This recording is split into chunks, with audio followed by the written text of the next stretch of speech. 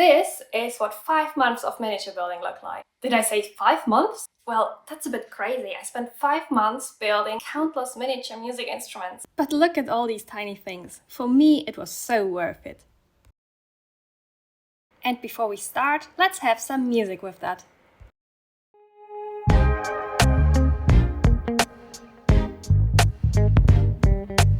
Whenever I build a miniature, as it grows, there's also a story about it growing in my head. So while you enjoy watching, I tell you the story about the eccentric music shop owner who doesn't care about people's opinion. So what can I tell you about this extra large double drum set? It's taken me forever to build. Oh, if you're curious how I made them, or all the other things, you can check that in the individual videos, which are all linked down in the description.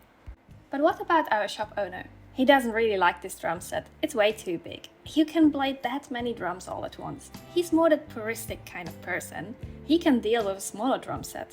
But he keeps it. Anyway, it's been in this shop ever since. So, how did he get to this shop? Let's start at the beginning. Mick is the kind of person most little kids would be scared of. You might think he's mid-60, but he's actually a bit younger than he looks like. His music store, the Sound Nook, is located in a small town, just small enough so that people have seen each other but don't really know everybody by their names. Our story starts 15 years ago when it looked like the Music Nook would be permanently closed. At that time there had been no light inside for 7 months and 12 days. 7 months and 1 week is the exact time how long it took the town to track down Mick. It was very unexpected for Mick when he heard that he had inherited a music store from a far relative.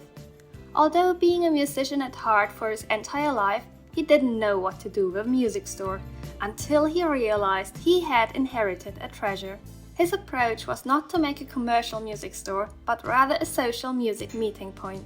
So 5 days is how long it took Mick, from wherever in the world he had just been, to get to his new inheritance.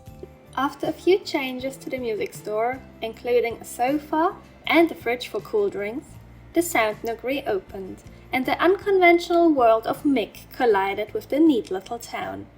Up to this day, there are still people who rather change the side of the road in order not to walk directly past the Music Nook, and you can't really blame them.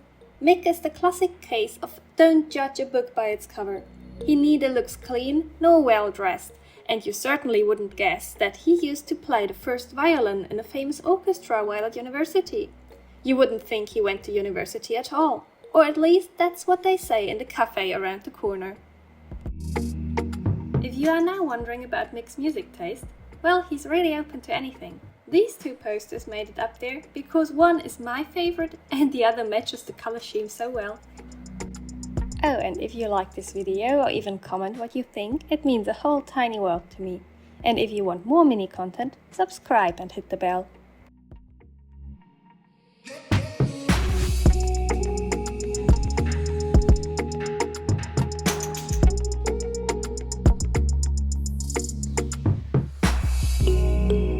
As I told you previously, Mick turned this shop into a social place.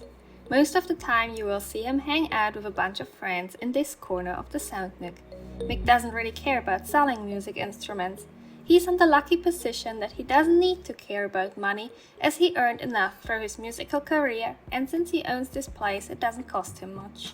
Sometimes you'll find that he doesn't even want to sell a music instrument. He cares about every single piece that he has in his shop and wants to make sure they all end up in places where they are loved and played regularly. Rumor has it, he has even sent people off before when they wanted to buy an instrument and he felt like they wouldn't value it properly. Only maybe that big drum kit, he'd sell that anyway.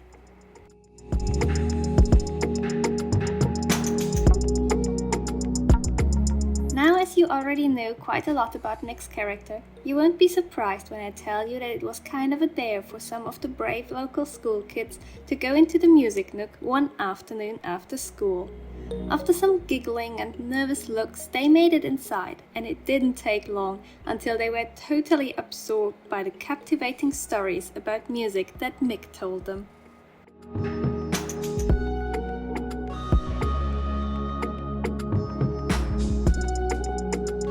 And Mick has many stories to tell, so it became a kind of tradition that sometimes school kids would go to the Music Nook after school, but never too long because Mick tells them to go home and take care of their homework. Mick loves telling stories. Usually he talks about his life before he owned the Sound Nook, about gigs, stages, musicians and people he knows. Some of these stories may be true, but others are less likely.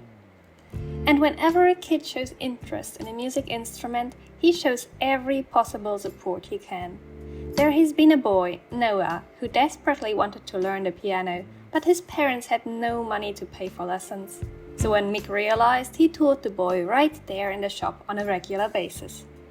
Another story is of Sophie. As the only daughter of wealthy parents, she had lessons at the family estate by renowned teachers and learned to play the violin and the piano since she was 3 years old. But only in Mick she found a person who really understood her. She was no girl to play the violin, she wanted to play guitar, solos, for metal bands. And that's exactly what happened. Secretly Mick taught her, and now, all grown up, she has her own band and they'll be on their first tour in spring. Sophie's parents don't talk to Mick. Noah's parents do, and most people greet him on the street.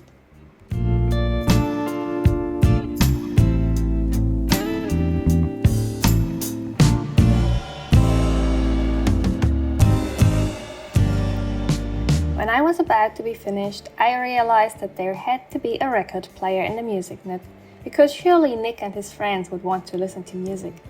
The box with the vinyls kind of works like a public book exchange in the Music Nook. Mick just doesn't get the concept of a shop where people buy things.